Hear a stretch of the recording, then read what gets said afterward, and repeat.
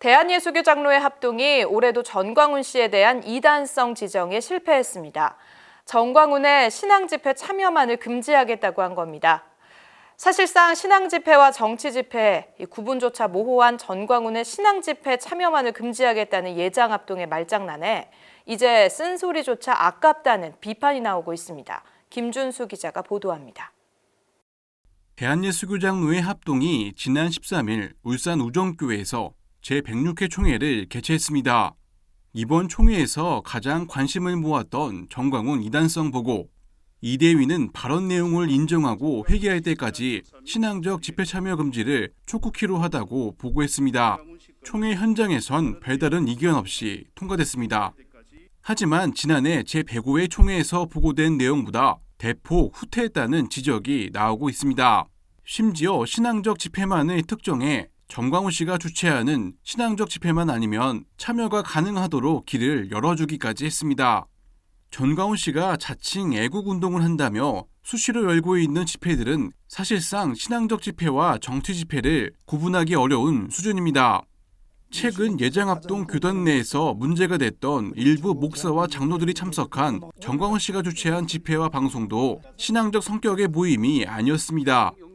자칭 한국교회 장자교단이자 국내 최대 규모를 자랑하는 예장합동, 전광훈에 대한 미온적 대처에 우려의 목소리가 나옵니다. 치열한 논의나 어떤 성찰이 없었던 걸로밖에 볼 수가 없습니다.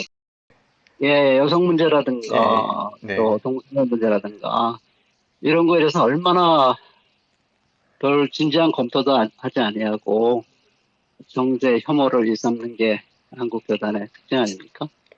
근데 그런 문제에 대해서는 그렇게 냉혹하게 처리하면서 전광훈 목사에 대해서는 그렇게 미지근하게 마치 자비를 베푸는 것 모양, 아주 심사숙고하는 모양, 그런 모양새를 취하는 자체가 앞뒤가 안 맞습니다.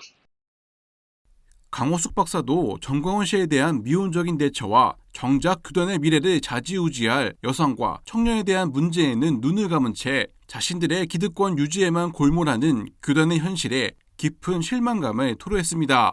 겹치는 공통 분모가 있어요. 그게 근본주의의 특성인데 내가 볼 때는 여성을 완전히 자기네 수단화하고 종속시키는 데에 그곳에 하나님이 그런 하나님이라고 믿는 거예요. 그러니까 여자가 뭘 한다 그러면 저들은 용납 못하는 거죠. 하나님이 남성에게만 대표권을 줬기 때문에 신적인 권위를 줬기 때문에 남성 중심의 것이 정상이라고 보는 이거 아주 병들었다고 봐요.